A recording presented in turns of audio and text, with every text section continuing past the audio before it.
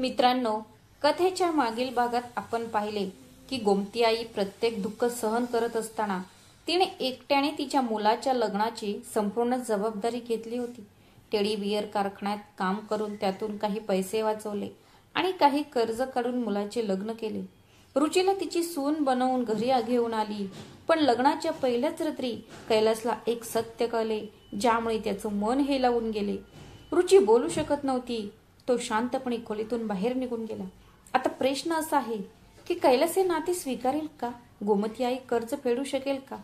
आणि असे काही घडले जे पाहून शोभाजींच्या पायाखालची जमीन सरकली. तर चला आपण याबद्दल जाणून घेऊया कथेच्या या पुढच्या भागात. रात्रीचे 2 वाजले होते. कैलास अजूनही वरांड्यात बसून काहीतरी विचार करत होता. तेवढ्यात आवाज आला. काय झालं भाऊजी? तुम्ही इथे वरांड्यात यावेळी काय करत आहात? तुम्ही पहिल्या रात्रीची हार मांडली का? कैलास फक्त थोडं हसला आणि म्हणाला, नाही वहिनी, तसं काही नाही. रुची थकली आहे आणि ती झोपली आहे, म्हणून मी विचार केला की तिला त्रास कशाला द्यायचा. मग ती मस्करी करण्याच्या हेतूने म्हणाली, अरे वा भाऊजी, या कलियुगात तुम्ही कुठून आला? ही दुसरी कोणी नव्हती तर ती कैलासची मोठी वहिनी मंजू होती. कैलास थोडा हसला. तो काहीच बोलला नाही, पण त्याचं हसणं फिकट वाटत होतं, जसं त्याच्या मनावर एखादं ओझं आहे जे तो कोणालाही सांगू शकत नव्हता. थोड्या वेळाने तो त्याच्या खोलीत निघून गेला, कारण त्याला वाटत होते की कोणालाही यावेळी त्या रहस्याबद्दल माहीत होऊ नये. दुसरीकडे गोमतीजींच्या खोलीतील दिवे बंद होते, पण त्यांच्या चेहऱ्यावर शांतता होती. त्यांचे डोळे हळूहळू बंद होत होते आणि मनात एकच समाधान होतं, लग्न व्यवस्थित पार पडलं. सगळे पाहुणे निघून गेले. आता मला फक्त 2-3 दिवसांनी पुन्हा कामाला लागायचं आहे, कर्ज फेडायचं आहे आणि आता सोनबाई पण आली आहे, त्यामुळे तिची ही साथ मिळेल. पण तिला हे माहीत नव्हते की तिच्या मुलाच्या मनात एक वादळ उठले आहे आणि ज्या सोनेला तिने मोठ्या आशेने घरी आणली होती, तिच्या मनातही अनेक न समजणाऱ्या गोष्टी लपलेल्या होत्या. दुसऱ्या दिवशी सकाळी रुचीचा स्वयंपाकाचा पहिला दिवस होता. गोमतीजींनी तिला प्रेमाने समजावून सांगितले आणि हलवा बनवण्यास सांगितले. घर हलव्याच्या सुगंधाने भरले होते, पण त्यात ना वेलची होती ना काजू. तिने एक साधा हलवा बनवला होता. तो पाहून मंजू तोंड बनवत म्हणाली, तू हा कसला हलवा बनवला आहेस? त्यात काही टाकलेलं नाहीस. पण गोमतीजींनी परिस्थिती हाताळली आणि म्हणाल्या, तू ही पहिल्या दिवशी नीट बनवू शकली नाहीस, तू विसरलीस? मंजू गप्प झाली. गोमतीजींनी त्यावेळी परिस्थिती हाताळली, पण ती विचार करू लागली की तिच्या सुनेला खरोखर काही माहिती आहे की नाही. आणि राहिली गोष्ट रुचीची, तर तिच्या मनात अजूनही संकोच आणि भीती होती. कैलासने सकाळीच रुचीला समजावून सांगितले होते, हे बघ, वहिनीसमोर जास्त बोलू नकोस आणि वहिनी आईसमोरही फक्त हो किंवा नाही मध्ये उत्तर दे. जे घडले ते बदलता तर येणार नाही, पण मला आईला कोणताही त्रास होऊ द्यायचा नाही. तिला आता या घराचा साधेपणा आणि त्याच्या मर्यादा समजू लागल्या होत्या. रुची आणि कैलासचे लग्न होऊन 1 आठवडा झाला होता आणि इतक्या कमी वेळातच सर्वांचे डोळे उघडले होते. सर्वांना कळले होते की रुची तोत्रे बोलते आणि ती स्पष्ट बोलू शकत नाही. लग्नापूर्वी कोणीही याबद्दल त्यांना सांगितले नव्हते. शिवाय तिला स्वयंपाक कसा करायचा हेही माहीत नव्हते. जेव्हा रुचीने पहिल्यांदा स्वयंपाकघरात हलवा बनवला, तेव्हा गोमतीजींनी कशी तरी परिस्थिती सांभाळलेली होती. पण आज जेव्हा मंजूने तिला डाळ बनवायला सांगितले, तेव्हा रुची हसली आणि तिने नकार दिला आणि म्हणाली, मला स्वयंपाक कसा करायचा आहे हे माहीत नाही. तेव्हा मंजूला धक्काच बसला. ही निरागसता नव्हती, तर हा अडाणीपणा होता. रात्री गोमतीजी अंगणात शांत बसून रडत होत्या. कैलास तिच्या जवळ आला आणि म्हणाला, आई, तू रडत आहेस का? तेव्हा गोमतीजी त्याच्या डोक्याला हात लावत म्हणाल्या, मला वाटलं होतं की जर सुनबाई आली तर तुला आधार मिळेल, पण सुनबाईला तर नीट बोलता पण येत नाही आणि इतर कोणत्या गोष्टींची समज सुद्धा नाही. मग ती थकलेल्या आवाजात म्हणाली, पण काहीही असो, आता ती तुझी बायको आहे. आता तुलाच तिला समजून घ्यावे लागेल, तिची काळजी घ्यावी लागेल. कैलास आईच्या मांडीवर डोकं ठेवून शांतपणे ऐकत राहिला. त्याचं थंड हाताचे तळवे सांगत होते की त्याला ही वेदना होत आहे, पण सांगण्यासाठी शब्द मिळत नव्हते. हळूहळू दिवस जाऊ लागले आणि मग वर्षही. पण जसजसा काळ गेला तसतसे घराचे वातावरण बदलू लागले. जिथे एकेकाळी कैलास त्याच्या आईसोबत सर्व काही शेअर करायचा, त्याच्या आईसोबतच जेवण करायचा. पहिले आईशिवाय त्याचं पान हालत नव्हते, पण आता तोच कैलास हळूहळू दारू पिऊ लागला होता. रुचीची नाटके आता त्याच्या सहनशक्तीच्या पलीकडे जाऊ लागली होती. कधी कधी तर ती कोणालाही न सांगता तिच्या आई बाबांच्या घरी जायची आणि तिथून फोन करून म्हणायची, मला 2-4 दिवस फोन करू नका आणि तिकडेच बोलावू नका. तर कधी कधी ती दिवसभर तिच्या खोलीतून बाहेरच पडत नसे, ना कोणाशी बोलत असे, ना घरकामात मदत करत असे. एकेकाळी मनात देवाचे आभार मानणाऱ्या गोमतीजी आजकाल मात्र उशीत चेहरा लपवून शांतपणे अश्रू ढाळत होत्या. कैलास पण आता तुटला होता. ज्याला आपल्या पत्नीकडून प्रेम, सहवास आणि थोडीशी समजूतदारपणाची अपेक्षा होती, पण त्याला दररोज त्रास, दुर्लक्ष आणि शर्मिंदगी मिळत असे. तो तिला कुठेही घेऊन जात नव्हता, कारण त्याच्या मनात एक भीती होती की जर बाहेर गेल्यावर तिने कोणासमोर तोंड उघडले तर तिचे सत्य बाहेर येईल आणि लोक काय म्हणतील. गोमतीजींनी तिच्या मुलासाठी हेच स्थळ शोधले होते का? गोमतीजी पूर्वीपेक्षा जास्त दुःखी झाल्या होत्या आणि कैलास दररोज रात्री उशिरा घरी परतू लागला होता. कधी दारूच्या नशेत तर कधी शांततेच्या ओझ्याखाली. घर आता घरासारखे राहिले नव्हते. गोमतीजी सतत याचाच विचार करत असायच्या की जर मी त्याच वेळी नीट पाहिले असते तर बरं झालं असते. सुनबाईबद्दल एक दोघांना विचारले असते तर आज माझ्या मुलाचं आयुष्य असं उद्ध्वस्त झाले नसते. त्याशिवाय कर्जाचा भार, कैलासच्या लग्नाच्या वेळी घेतलेले कर्ज आता त्यांना श्वास घेऊ देत नव्हते. मग काही काळानंतर हेमंतची तब्येत बिघडली म्हणून त्याच्या उपचारासाठी दुसरे कर्ज घ्यावे लागले. गोमतीजींनी त्यावेळी फक्त एकाच गोष्टीचा विचार केला होता की जर मुलाचा जीव वाचला तर आपण पैसे काय ते नंतर पण कमवू. पण पहिलेच त्यांची मुलगी कुसुमच्या लग्नाचे कर्ज सुद्धा त्यांच्याच डोक्यावर होते आणि आता तर कर्जदार सुद्धा दारावर येऊ लागले होते. ते कधी कधी दार ठोठावत असे आणि मग गोमती बहिणीला विचारत असे की गोमतीताई, तुम्ही या महिन्याचे व्याज देणार आहात की नाही. दुसरी श्यामा काकू, ज्यांच्याकडून एकदा 10,000 रुपये कर्ज घेतले होते आणि नंतर ती पूर्ण रक्कम वेळेवर परत केली होती, पण यावेळी गोमतीजींनी त्यांच्याकडून घेतलेल्या 1.5 लाख रुपयांवरील व्याजही देऊ शकल्या नव्हत्या. जेव्हा ती मनातच सर्वांच्या पैशाचा हिशोब करत होत्या तेव्हा त्यांच्या कपाळावरील खुणा सुरकुत्या अधिकच खोलवर जास्त होत्या. व्याज आता मुद्दलपेक्षा जास्त झाले आहे. कैलासच्या लग्नासाठी आणि हेमंतच्या उपचारासाठी घेतलेले कर्ज आता गोमतीजींना गुदमरत होते. कैलासचे ते वचन तिच्या स्मरणात होते. तो म्हणला होता, आई मी ते परत करेन, तू काळजी करू नको. पण तोच आता दारूच्या बाटल्यांमध्ये हरवून गेला होता. घरात हवा असणारा आनंद आता फक्त एक स्वप्न बनले होते. आता तिला सहज झोप सुद्धा येत नव्हती. ती वर आकाशाकडे पाहून विचार करत असे की माझ्यासोबतच असं का. आता तिला कर्जापेक्षा त्या लोकांचीच जास्त भीती वाटत होती, कारण आता दर 2 ते 4 दिवसांनी कोणी ना कोणी तरी कर्जदार दाराशी येत होता. जर कोणी तिला मूळ रकमेची आठवण करून द्यायचा. गोमतीजींना हे सर्व सहन करणे कठीण होत चालले होते. त्या दिवशी सकाळीच दारावर थाप पडली तेव्हा गोमतीजींनी दार उघडले. तेव्हा तेच गुप्ताजी त्यांच्या समोर होते ज्यांच्याकडून तिने हेमंतची तब्येत बिघडल्यावर 15,000 रुपये घेतले होते. बहीण, खूप दिवस झाले, काहीतरी कर, मला मुलांची फी भरायची आहे. गोमतीजींनी डोळे खाली केले आणि म्हणाल्या, भाऊसाहेब, जर खरंच काही व्यवस्था झाली असती तर मी आतापर्यंत तुम्हाला दिलं असतं. मला अजून थोडा वेळ द्या. गुप्ताजींनी शांतपणे होकार दिला आणि हस्तांदोलन करून निघून गेले. पण त्यांच्या डोळ्यातील कोरडा विश्वास खूप काही सांगत होता. त्या संध्याकाळी मंजू स्वयंपाकघरात काहीतरी शिजवत होती. गोमतीजी हळूच म्हणाल्या, सुनबाई, जर तुझ्याकडे काही पैसे असतील तर ते मला देते का. गुप्ताजींना काही देऊ म्हणते, ते खूप दिवसापासून मागत आहेत. मंजूने हातातील बेलणे तिथेच ठेवलं आणि रागाने म्हणाली, मी तुम्हाला स्पष्टपणे सांगते आई, तुम्ही हे कर्ज कैलासच्या लग्नासाठी घेतलं आहे आणि त्याच्याकरिता घेतलेलं कर्ज आमच्यावर लादू नका. आम्ही तुला आधीच सांगितले होते की इतका खर्च करू नका. आणि राहिली गोष्ट त्यांच्या आजाराबद्दल, जर तुम्ही धाकट्या मुलासाठी इतकं काही करू शकता तर मोठ्या मुलासाठी काही थोडं बहुत केलं तर उपकार नाही केले. पालक आपल्या मुलांसाठी आपले प्राणही देतात. गोमतीजींचा चेहरा फिका पडला. मंजूचे शब्द खरे होते, पण तिचा स्वर हृदयाला भिडला. हेमंत त्याच्या खोलीत होता. त्याला काही ऐकू गेले नाही आणि कैलास आजकाल कोणतेही काम करण्यापेक्षा मन सुन्न करणाऱ्या बाटल्यांमध्येच जास्त व्यस्त होता. गोमतीजी विचार करत होत्या, हे तेच घर आहे का जिथे पूर्वी लहान मुलांचे हास्य घुमत असे. आता असे वाटत आहे की घराचा प्रत्येक कोपरा कर्जाचा हिशोब मागत आहे. गोमतीजी घराच्या अंगणात बसल्या होत्या. त्या स्वतःशीच बडबडत म्हणाल्या, बरे झालं असतं जर ते टेडी बिअरचं काम अजूनही असते तर. निदान एक आशा तर असती. मग त्यांची नजर त्या खोलीकडे गेली जिथे सोमनाची दररोज दारूची बाटली हातात घेऊन शिवाय शाप देत बसत असायचे.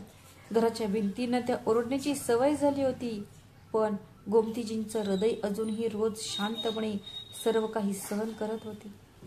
प्रत्येक संध्याकाळ तिच्यासाठी श्वासनासारखी झाली होती.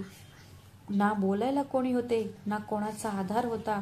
ती अश्रूंनी भरलेल्या डोळ्यांनी विचार करत होती, मी आता थकली आहे. हे काय आयुष्य आहे का? तेवढ्यात दारावर थाप पडली.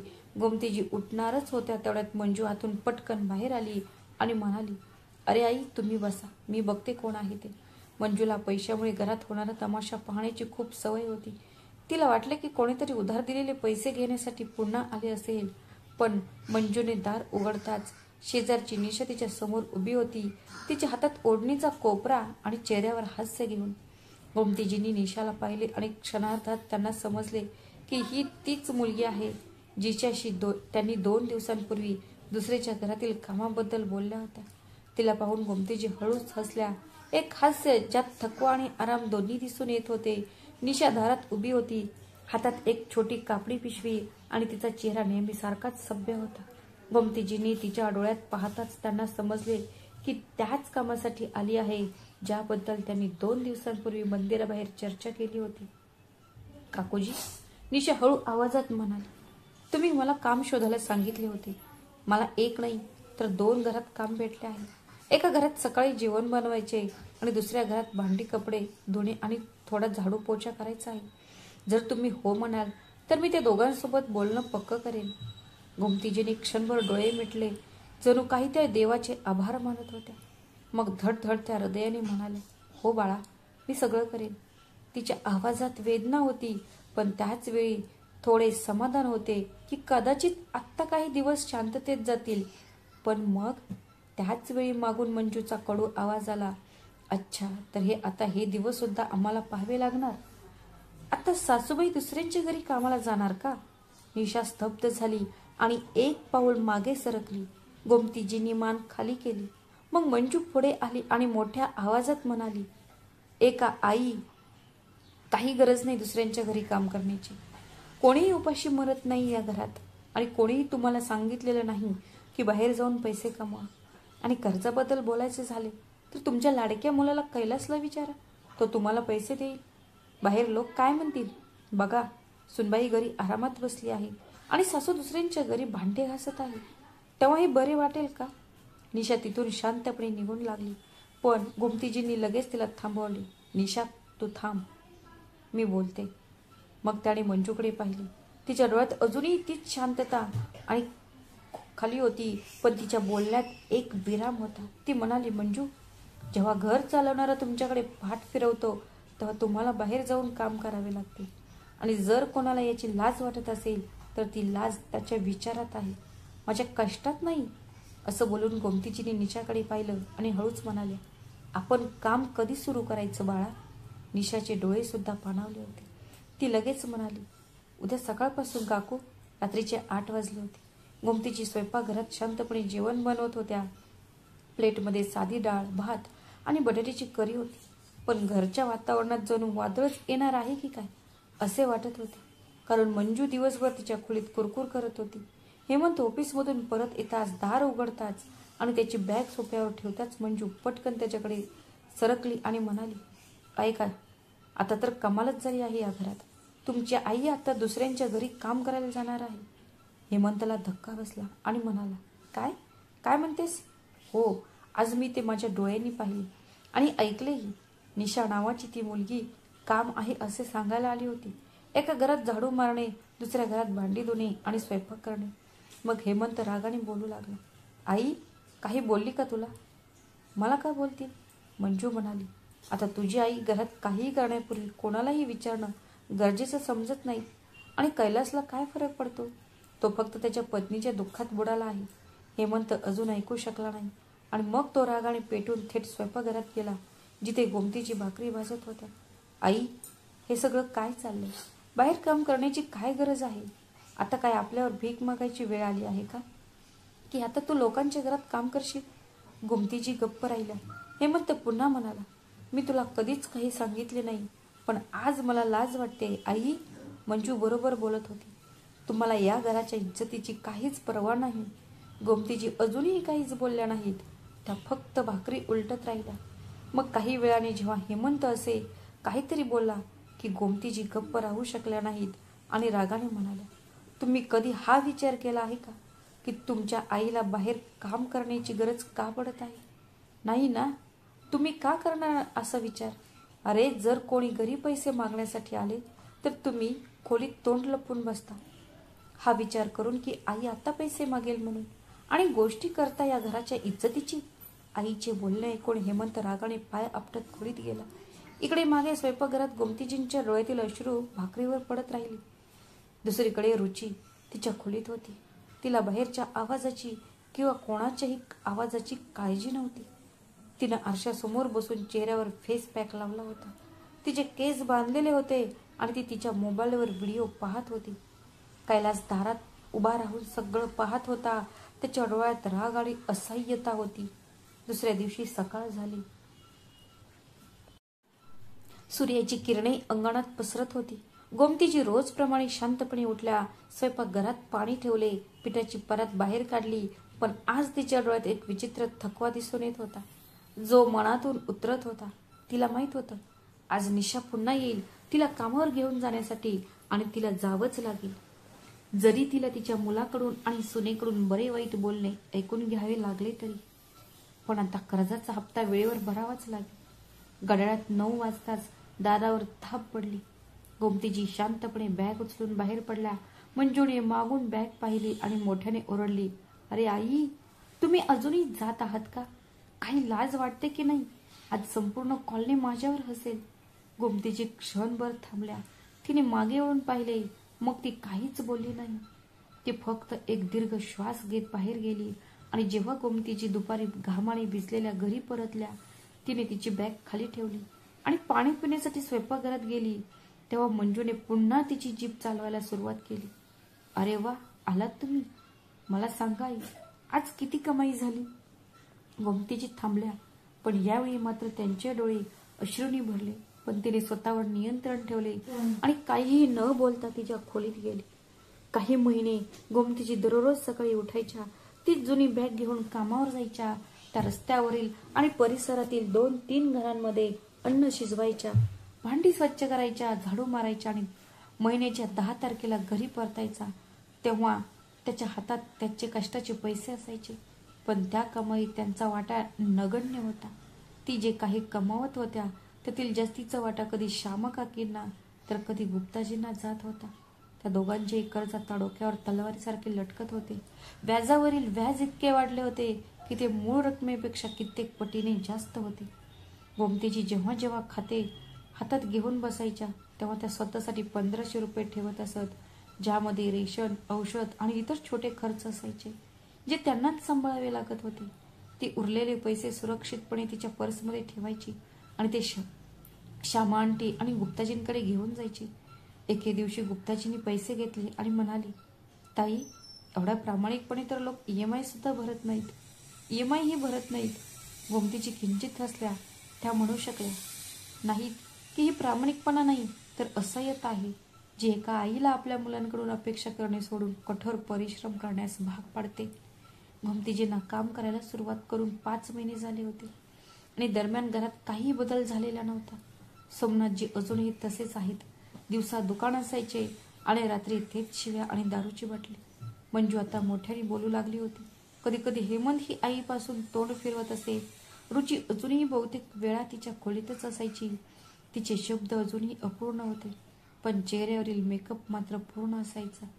फक्त एकच कैलास होता, जो अजूनही गप्प होता.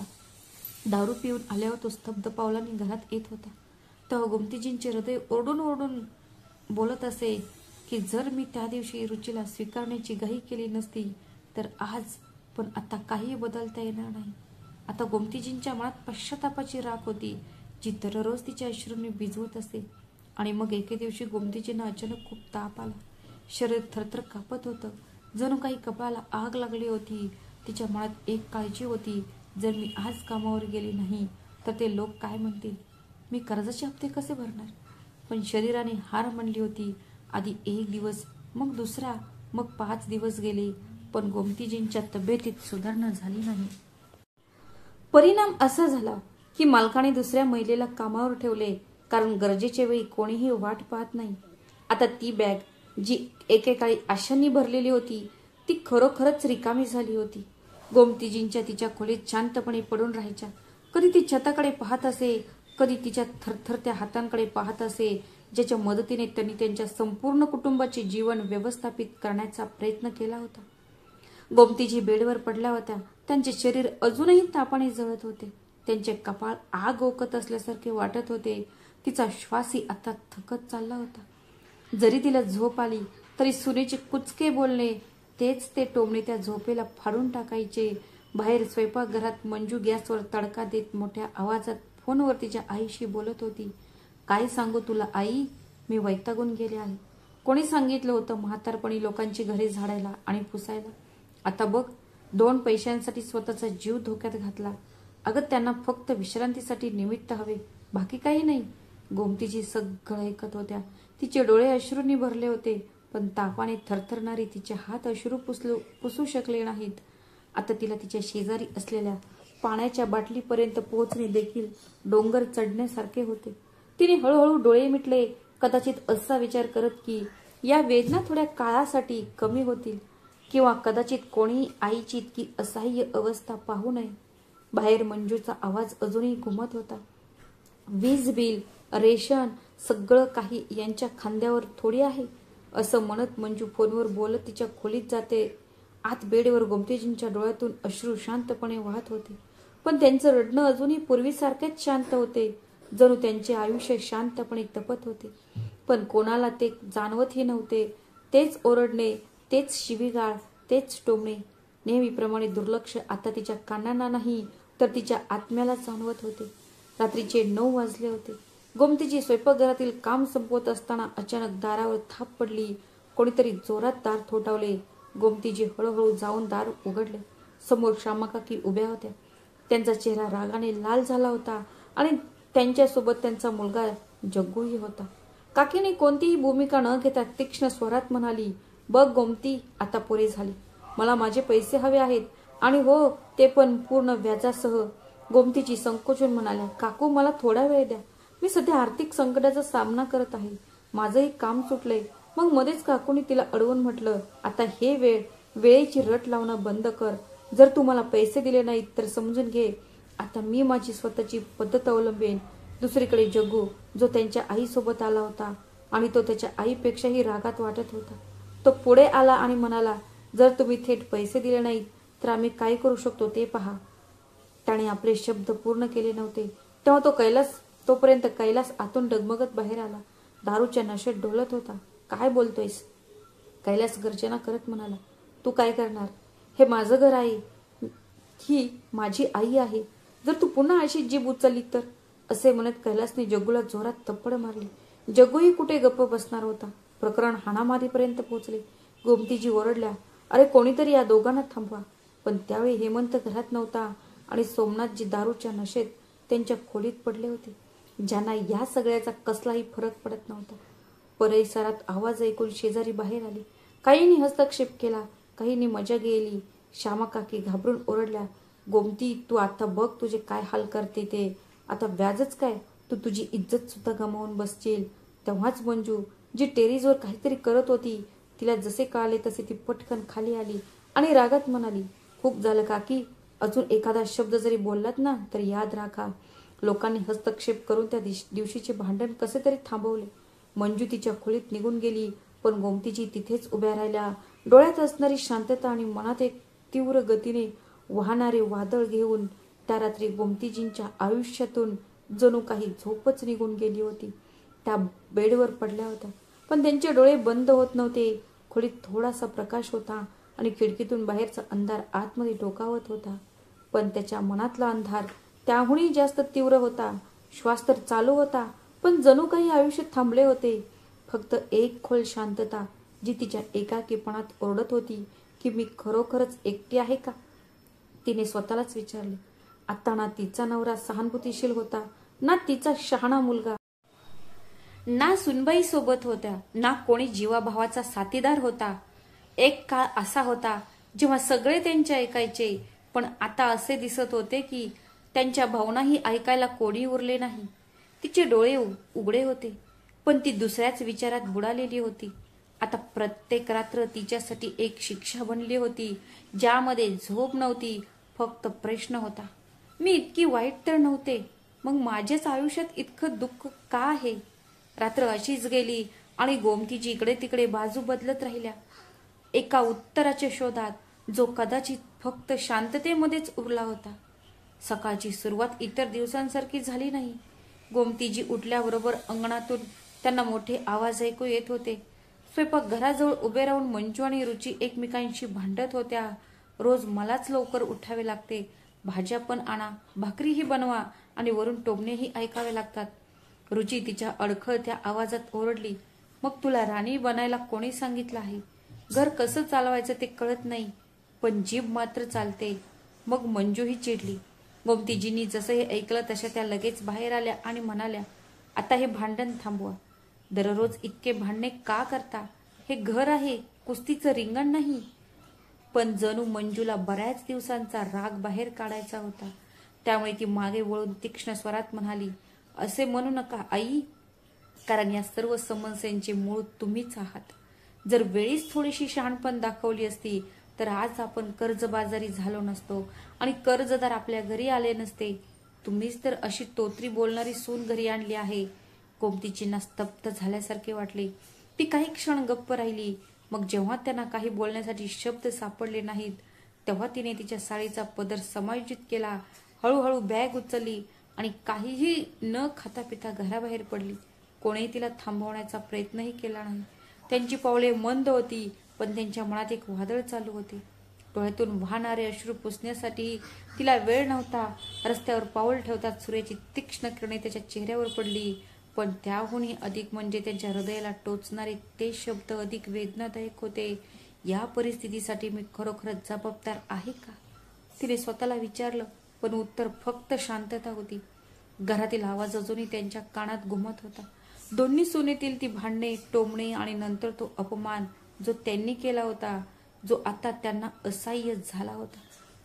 ती सरळ चालत राहिली. कॉलनीच्या वळणावर एक ॲटो थांबवली आणि विचारले, दादा, करोलबागला जाणार का? ती हळू आवाजात म्हणाली.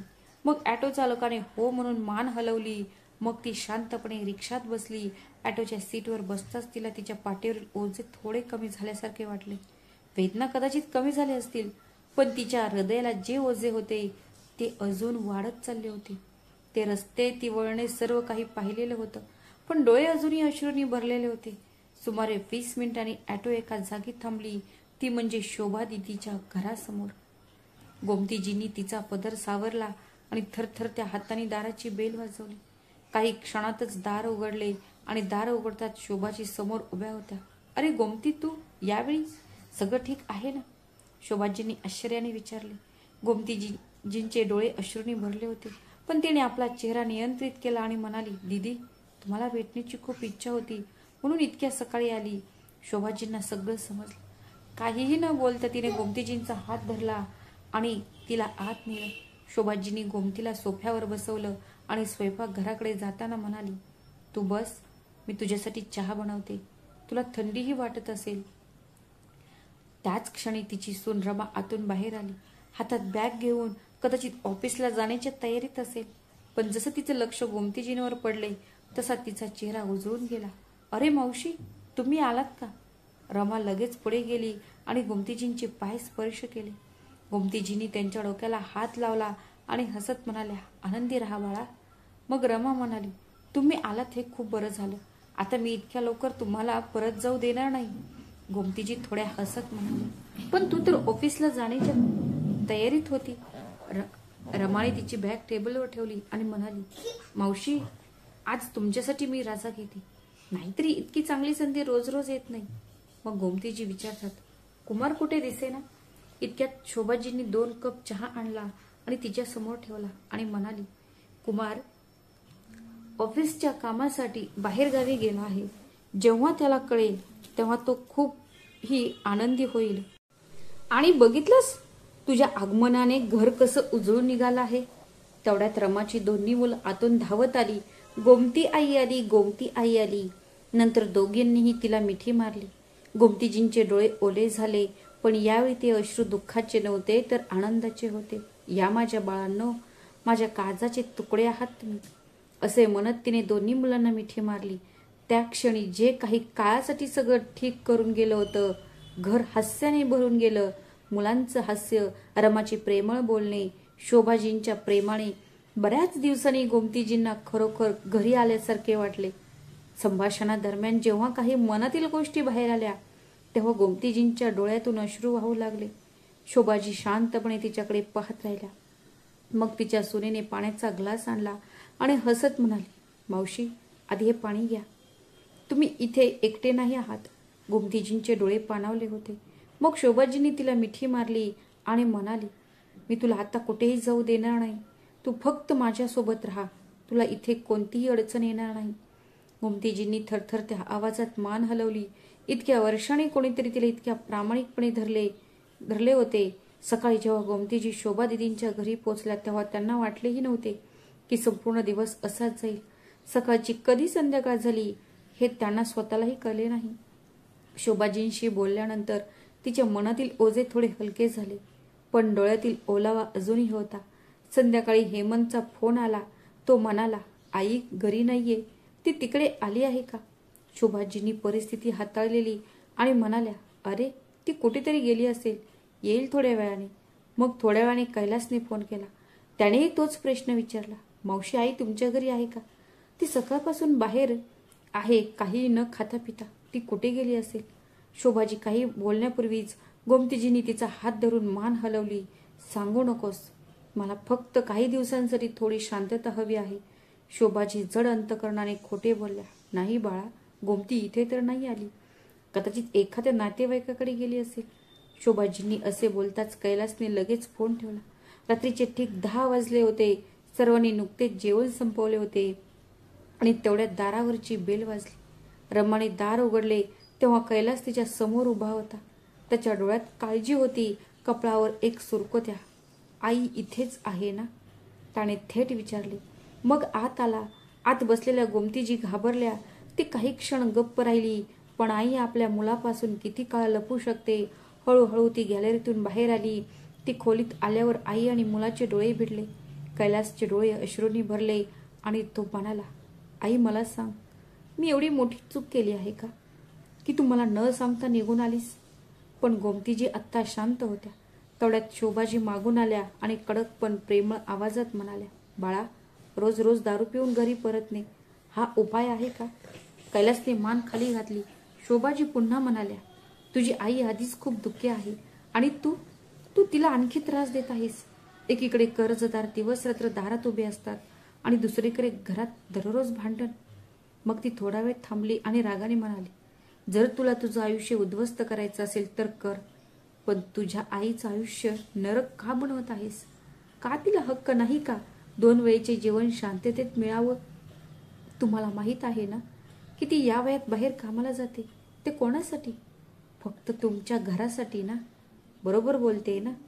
कैलासचे डोळे आता खरोखरच अश्रूंनी भरले होते. तो त्याच्या आईला भेटायला आला होता, पण आता त्याला समजले की तो कुठे चुकला होता. त्याच्या डोळ्यात अश्रू आले आणि तो म्हणाला, आई मला माफ कर. गोमतीजींच्या पापण्याही ओल्या झाल्या, पण तरीही ती काहीच बोलली नाही. तिने फक्त नजर फिरवली. हृदयात जे तुटले होते ते कदाचित मुलाच्या अश्रूंनी थोडे बरे होऊ लागले होते. इतक्यात रमा एका ताटात जेवण घेऊन आली आणि हळूच म्हणाली, कैलासजी, थोडे जेवण करून घ्या. दिवसभरापासून तुम्ही काही खाल्ले नसेल.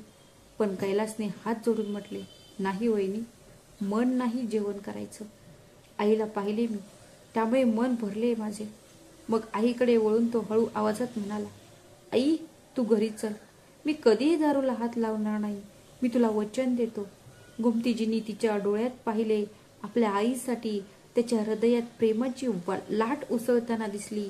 मग हलकेसे स्मितहास्य करत ती म्हणाली, मी येईन बाळा, मला 2 दिवस राहू दे. इथे थोडी शांती मिळाली आहे. तू जा, मी येईन. कैलास काहीच बोलला नाही आणि हळूच दाराबाहेर पडला. दुसऱ्या दिवशी रविवार होता. स्वयंपाकघरातून चहाचा वास दरवळत होता. गोमतीजी बैठकीच्या खोलीत सोफ्यावर बसल्या होत्या आणि त्यांच्या चेहऱ्यावर काही महिन्यानंतर शांततेचा एक थर दिसत होता. रमा तिच्या शेजारी येऊन बसली. मावशी, आज तुम्हाला खूप आराम वाटत असेल ना? रमाने हसत विचारले. गोमतीजी हलक्या हास्याने म्हणाल्या, बाळा, आयुष्यातून शांती कधीच निघून गेली आहे, पण दिदीचं घर आणि तू हृदयाला शांती देतं. मग हळूहळू तिच्या हृदयातील बऱ्याच दिवसांपासून दबून राहिलेल्या गोष्टी बाहेर पडू लागल्या. रमा, तुला माहिती आहे का, घरात 2-2 सुनबाई आहेत, पण असं वाटतंय की स्वयंपाकघराचा दरवाजा फक्त माझ्यासाठीच उघडतो. रोज भांडण, छोट्या छोट्या गोष्टींवरून तोंड फुगवणे, तो टोमणे मारणं, आणि मी काही बोलले तर मी जुन्या विचारसरणी असे म्हणत बाजूला सारतात. हे ऐकून शोभाजी म्हणाल्या, काय, तिथेही परिस्थिती आहे? हे सगळं कसं सहन करत आहेस गोमती? आता रमाचा चेहराही रागाने लाल झाला. ती विचार करू लागली, कसले सुना मिळाले आहेत तुला? मग गोमतीजींचे डोळे थोडे ओले झाले आणि त्या म्हणाल्या, मला अजूनही स्वतःच्या हाताने जेवण बनवावे लागत आहे. दोन्ही सुना एकमेकांकडे पाहत राहतात, कोण आधी उठेल आणि करेल. आणि जेव्हा मी काही बोलायला गेले की हे टोमणे ऐकायला मिळतात की तुझ्यामुळेच आम्हाला हे दिवस पाहावे लागत आहेत. खोलीत थोडा वेळ शांतता होती. फक्त घड्याळाची टिकटिक ऐकू येत होती. दुपारी गोमतीची खिडकीजवळ बसल्या होत्या. मिंटू आणि सिम्मीच्या आठवणींनी तिचे डोळे ओले झाले होते. तळ्यात स्वयंपाकघरातून येणाऱ्या तूप आणि वेलचीच्या गोड वासाने तिचे लक्ष वेधून घेतले. काही क्षणातच रमा हातात एक छोटी स्टीलची प्लेट घेऊन आली आणि म्हणाली, मावशी, मला माहीत आहे तुम्हाला हलवा खूप आवडतो. मी आज खास तुमच्यासाठी बनवला आहे. गरमागरम आहे. आधी हा खा, मग शांत झोपा. गोमतीजींच्या चेहऱ्यावर हसू उमटले. संध्याकाळ होताच स्वयंपाकघरातून तळलेल्या भाज्यांचा सुगंध पसरला होता. मग शोभाजी प्रेमाने म्हणाल्या, गोमती, आज मी तुझ्या आवडीचेच जेवण बनवले आहे. कढी भात आणि तळलेल्या हिरव्या मिरच्या. लहानपणी तू 2 वाट्या कढी कशी प्यायची आठवते का? गोमतीजी हसून म्हणाल्या, अरे दीदी, तू अजूनही विसरली नाहीस. त्या संध्याकाळच्या ताटात फक्त चवच नव्हती, तर स्नेह, सन्मान आणि कधीही न मिळालेली आपुलकी, आदर आणि आपलेपणाची भावना होती. गोमतीजी तिच्या बहिणीच्या घरी येऊन 2 दिवस झाले होते. वातावरण चांगले आणि शांत होते, पण तरीही ती शांत बसू शकत नव्हती. शोभाजी हळूच तिच्या जवळ आल्या आणि म्हणाल्या, काय झालं गोमती, तू थोडी अस्वस्थ दिसतेस. गोमतीने एक दीर्घ श्वास घेतला. मग ती हळू आवाजात म्हणाली, मला पुरेसा आराम मिळाला आहे दीदी, आता मन नाही लागत. मी एक आई आहे आणि आई कोणतीही परिस्थिती तिच्या मुलांपासून दूर राहू शकत नाही. कालपासूनच अस्वस्थ आहे. मला मिंटू आणि सिम्मीची आठवण येत आहे. ते नेहमी माझ्या मांडीवर बसायचे ना, त्यामुळे तेच माझ्या डोळ्यासमोर फिरत आहे. शोभाजींनी तिला आणखी काही दिवस इथे राहण्याचा आग्रह करत होत्या. त्या म्हणू लागल्या की रोज तोच ताण, त्याच समस्या. गोमतीजींनी एक दीर्घ श्वास घेतला आणि म्हणाल्या, पण दीदी, घर माझी वाट पाहत आहे.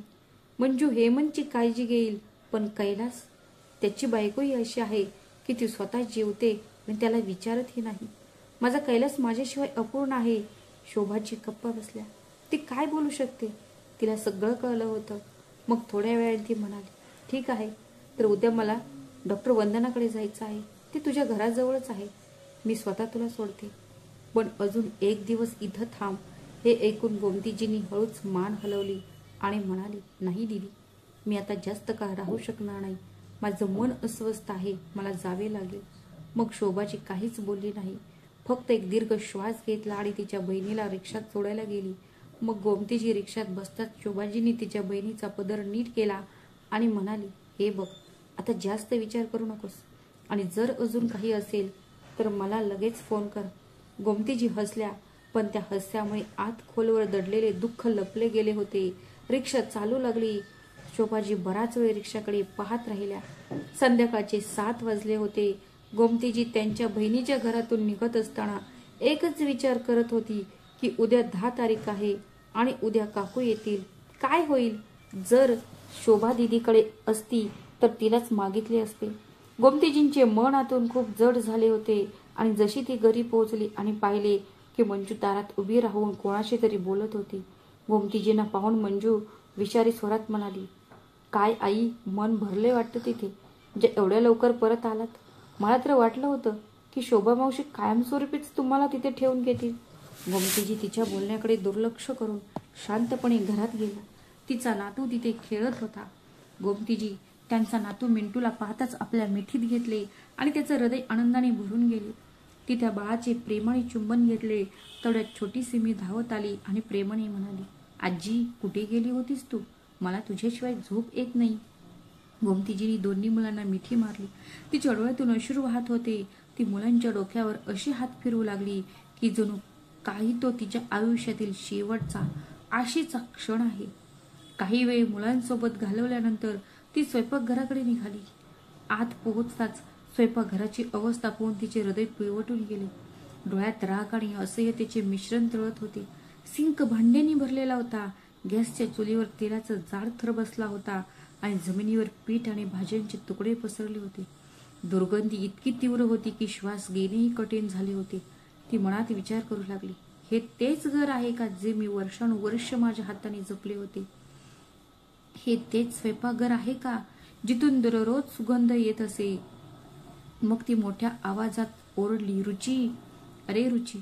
रुची हळूहळू तिच्या खोलीतून बाहेर आली. विस्कटलेले केस, हातात मोबाईल आणि चेहऱ्यावर तेच हट्टी भाव. काय झालं? तुम्ही का ओरडत आहात? ती तिच्या तोत्र्या आवाजात म्हणाली. तिचे असभ्य वागण्याने गोमतीजी आणखी संतापल्या. तिने बोट दाखवून म्हटले, तुम्ही स्वयंपाकघरात काय गोंधळ घातला आहे? तुम्ही स्वयंपाकघरात इतकी घाण पसरविली आहे आणि त्यात तुझं हे तोंड. हे घर आहे की हॉटेल? हा गॅस का चालू ठेवला आहे आणि ही भांडी का धुतली नाहीत? याच्या वासामुळे मला गुदमरायला लागले. रुचीने अजिबात संकोच न करता उत्तर दिलं, मीच सगळं करायला हवं का? माझी जाऊ पण आहे, तिला पण काही सांगा. ती पण जेवण बनवते. सगळा माझ्यावर दोष लावाल का? हे ऐकून गोमतीजींचा चेहरा फिक्का पडला. रागाने थरथर कापत तिने काहीतरी बोलण्याचा प्रयत्न केला, पण शब्द तिच्या घशात अडकल्यासारखे वाटत होते. तेवढ्यात मंजू आतून आली आणि रागाने म्हणाली, रुची, तू काय म्हणतेस? मी गोंधळ घातला आहे का? मी जेव्हा जेव्हा स्वयंपाक करते तेव्हा जाण्यापूर्वी मी स्वयंपाकघर स्वच्छ करते. मी तुझ्यासारखी नाही जे सगळं घाण करून सोडून देते. आधी जा आणि तुझी खोली बघ. नीट साफ सुद्धा करता येत नाहीस आणि स्वयंपाकघर स्वच्छ करण्याबद्दल बोलत आहेस. हे सगळं ऐकून रुची चिडली. जाऊबाई, हे आता खूप होत चाललंय. मी काहीच बोलत नाही याचा अर्थ असा नाही होत की तुम्ही माझ्यावर अत्याचार करत राहणार, रुची तिच्या अडखळत्या आवाजात बोलली. हे ऐकून मंजूने तिला टोमणे मारले आणि हसून म्हणाली, आधी तू बोलायला तर शिक, तोत्री कुठली.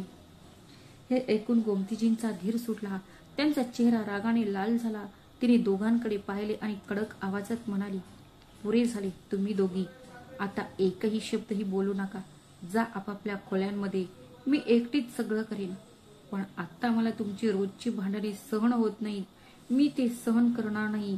गोमतीजींच्या बोलण्यावर दोन्ही सुना बडबडत आपापल्या खोल्यांमध्ये गेल्या. गोमतीजी स्वयंपाकघराच्या दाराशी उभ्या राहिल्या. त्यांचे डोळे पाणावले होते. मनातल्या मनातच विचार करू लागल्या की काय या घरात मी माघारी आले? हा रोजचा अपमान ऐकण्यासाठीच का?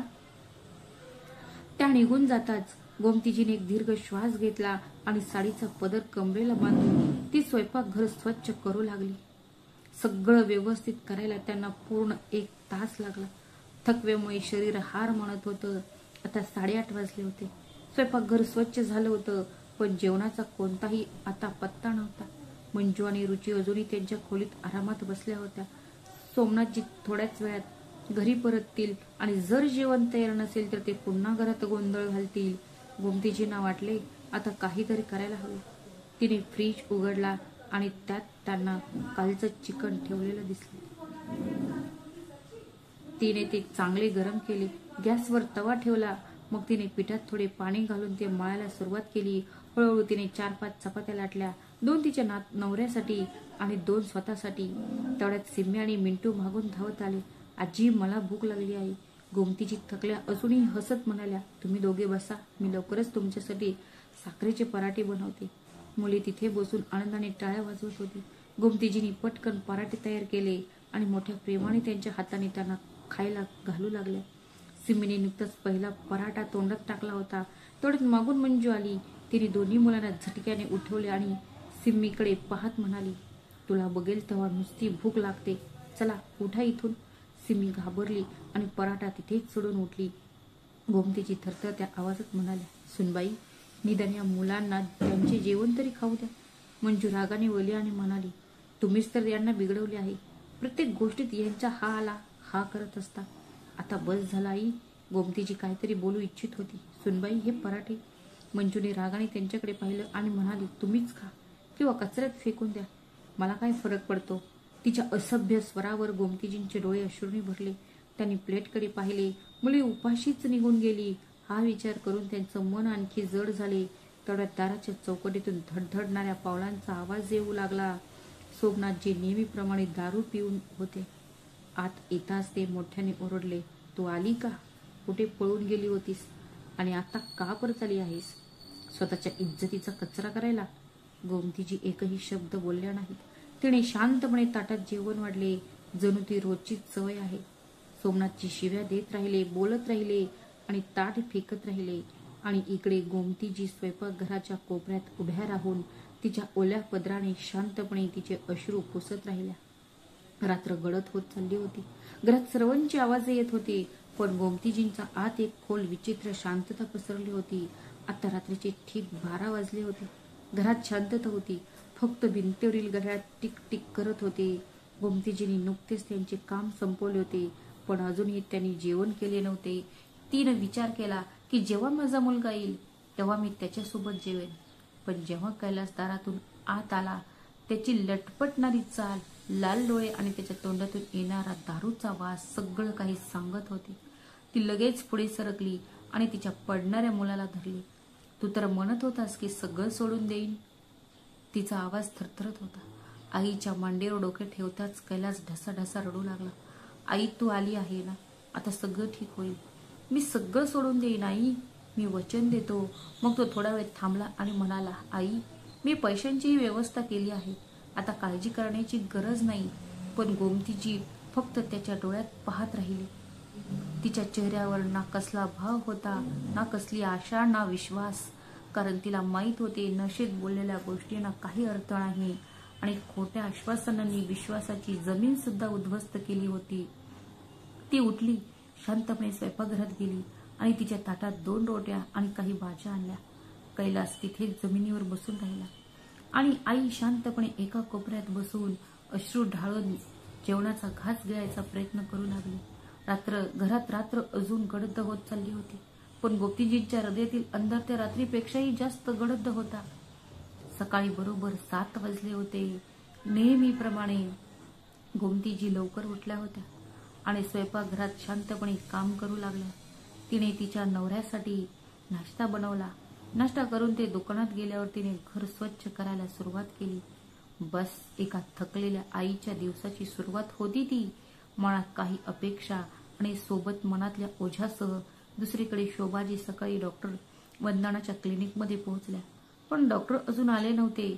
मग तिने विचार केला की तोपर्यंत गोमतीला भेटून येऊ, घर जवळच आहे. हा विचार करत ती तिच्या बहिणीच्या घराकडे चालू लागली. पण दाराशी पोहोचताच तिला जे दृश्य दिसले ते पाहून तिचा आत्मा थरथर कापू लागला. मंजू आणि रुचू गोमतीजींना धरून बसल्या होत्या. त्या गोंधळल्या होत्या. काय झालं आई, तुम्ही काही का बोलत नाही? मंजूचा आवाज थरथरत होता. तिच्या चेहऱ्यावर भीतीची छाया होती. शोभाजींच्या हातात जी बॅग होती ती तिच्या हातातून निसटली आणि जमिनीवर पडली. मग ती घाबरून धावत आत पळाली. तिची बहीण गोमतीची जमिनीवर बेशुद्ध पडली होती. तिचं शरीर थंड पडले होते. तिचा श्वास थांबला होता.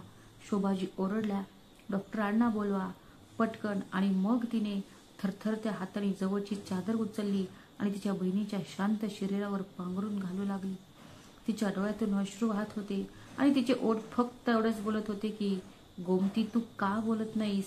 मग मंजू रडत रडत म्हणाली, आई, आंघोळीला गेल्या होत्या, पण बराच वेळ त्या बाहेर आल्या नाहीत. तेव्हा आम्ही दार उघडले आणि पाहिले, बादलीतून पाणी वाहत होते आणि आई खाली पडल्या होत्या. थोड्या वेळाने डॉक्टर आले. त्यांनी नाडी तपासली. मग त्यांनी गोमतीजींकडे खोलवर पाहिले आणि म्हणाली, मला माफ करा, ती आता या जगात नाही राहिल्या. बस. हे ऐकून वेळ तिथेच थांबल्यासारखी वाटली. आता शोभाजींच्या रडण्याचा आवाज संपूर्ण परिसरात घुमू लागला. गोमती, ए ताई, माझी बहीण, तू का निघून गेलीस? तिच्या डोळ्यातून अश्रू थांबत नव्हते. तिने लगेच थरथरत्या हाताने तिच्या मुलाला फोन केला. दुसरीकडे जेव्हा रमाला ही बातमी मिळाली तेव्हा ती पूर्णपणे हादरली. तिने लगेच तिथून निघाली. ती संपूर्ण मार्गात एकच विचार करत राहिली की हे कसे घडले. ती कालच तिथून सुखरूप निघून गेली होती. मग असं काय झालं? जेव्हा रमा गोमतीच्या घरी पोहोचली आणि तिचा मृतदेह पांढऱ्या चादरीत गुंडाळलेला पाहिला तेव्हा तिच्या डोळ्यातून अश्रू वाहू लागले आणि ती ढसाढसा रडू लागली. मावशी, उठ ना ग, एकदा जागे व्हा. बघा, मी आली आहे, तुमची रमा. तुम्ही मला घरी यायला सांगत होता ना, मग आता मला फोन करून तुम्ही का झोपलात? उठा ना मावशी. तिच्या रडण्याने सर्वांचे हृदय पिळवटून निघाले होते. कैलास आणि हेमंत जे आतापर्यंत त्यांच्या जबाबदाऱ्या टाळत होते ते आज ढसाढसा रडत होते. पण आता काय उपयोग? आणि सोमनाथजी तर असे होते जणू घरात काही घडलेच नाही. ते बाहेर चटईवर बसले होते, डोळे मिटलेले, हातात बिडी, ना कोणते प्रश्न ना कसला पश्चाताप. आणि दुसरीकडे मंजू आणि रुची फक्त त्यासाठीच अश्रू डाळत होत्या, जणू काही त्यांना लोकांना दुःख झाल्याचा चेहरा दाखवायचा होता. पण मनात कसलेही दुःख नव्हते, कारण जर असते तर गोमती आई आजही जिवंत असती. आणि इकडे शोभाजी मोठ्याने रडत होत्या आणि फक्त एकच गोष्ट बोलत होत्या, गोमती, काल जर तू माझे ऐकले असते आणि मी तुला थांबवले असते तर मला हा दिवस पाहावा लागला नसता. तिचा आवाज प्रत्येक शब्दाने थरथरत होता. तिच्या डोळ्यातून वाहणाऱ्या अश्रूंनी तिचा पदर भिजला होता. तू म्हणायचीस मला जायचं आहे, माझा कैलास माझ्याशिवाय अपूर्ण आहे. पण गोमती, तू स्वतःच अपूर्ण निघून गेलीस. तू जाता जाता सर्वांच्या हृदयात पडून गेली. तिचे शब्द ऐकून तिथे उपस्थित असलेल्या सर्वांच्या डोळ्यात पाणी आले. गोमतीजींना रोज कामावर जाताना पाहणाऱ्या शेजारच्या महिला आज शांतपणे त्यांचा निरोप देत होत्या. रमा अजूनही त्यांच्या मृतदेहाजवळ बसली होती. ती हुंदकी देत ती म्हणाली, मावशी, तू सगळ्यांची काळजी घेतलीस पण स्वतःची काळजी कधीच नाही घेतली. गोमतीजी आता या जगात नव्हत्या. पाणी वाहत राहिले आणि तिने त्या पाण्यात तिचे सर्व दुःख शांतपणे वाहून टाकले होते. जणू काही त्या दिवशी भिंतीही रडत होत्या. कैलास जमिनीवर बसून फक्त एवढंच बडबडत होता, आई, मला सगळं काही नीट करायचं होतं.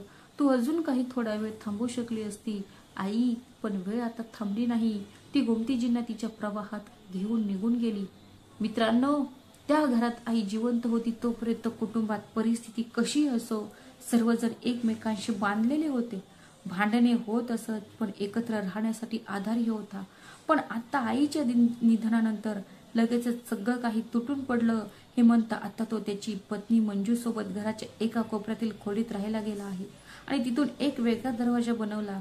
रुची जी तेव्हाही कशाची काळजी करत नव्हती आणि आजही उशिरा उठते, ती याची पर्वा कधीच करत नाही की तिच्या नवऱ्याने जेवण केलं आहे की नाही. कैलास जो अजूनही दररोज रात्री दारू पितो आणि त्याच्या आईच्या फोटोसमोर बसून अश्रू डाळतो आणि फक्त एकाच गोष्टीचा विचार करतो, आई इथे असती तर बरं झालं असतं. हेमंत ज्याला प्रत्येक क्षणी आईची कमतरता भासत होती पण आता तो काहीही करू शकत नाही. आणि सोमनाथजी, त्यांची अवस्था तर खूप वाईट आहे. आता त्यांच्याशी बोलायला कोणी नाही. मनातला राग काढण्यासाठी गोमतीजी नाहीत, त्यामुळे ते अजूनही त्यांच्या दुकानात आणि दारूमध्ये बुडालेले असतात आणि त्याच जुन्या शिवीगाळ करत राहतात. पण आता ऐकायला कोणी नाही. मित्रांनो, आईचं शांतता खूप काही सांगून जाते. आई फक्त जेवणच बनवत नाही तर ती आपल्या मुलांची स्वप्ने सुद्धा बनवते. ती दररोज जगण्याची आशा निर्माण करते आणि त्यात विश्वास भरते. एक वेळ नक्की अशी येते जेव्हा ती पूर्णपणे थकते, तिचं शरीर तिला साथ देत नाही, तरीही ती मुलांच्या आणि आपल्या कुटुंबाकरिता हसून सहन करते. म्हणून मित्रांनो, प्लीज त्यांना कधी ओझे समजू नका. आई ही मोलकरी नाही, ती घरची आत्मा आहे. थोडेसे प्रेम, थोडासा आदर आणि थोडेसे कौतुक, ती एवढीचीच भुकेली असते. वेळीच तुमच्या आईला समजून घ्या, नाहीतर त्यांच्या जाण्यानंतर फक्त पश्चातापच उरतो. म्हणूनच पेंढरकरांनी म्हटले आहे की स्वामी तिन्ही जगाचा, आई विना भिकारी. मित्रांनो, तुम्हाला ही कथा कशी वाटली ते कमेंट करून नक्की सांगा. जर तुम्हाला ती आवडली असेल तर व्हिडिओला लाईक करा आणि चॅनलला सबस्क्राईब करा. भेटूया अशाच आणखी एका रंजक कथेच्या माध्यमातून. तोपर्यंत तुम्ही स्वतःची आणि तुमच्या प्रियजनांची काळजी घ्या. तुम्हा सर्वांचा दिवस सुखाचा जावो ही ईश्वर चरणी प्रार्थना.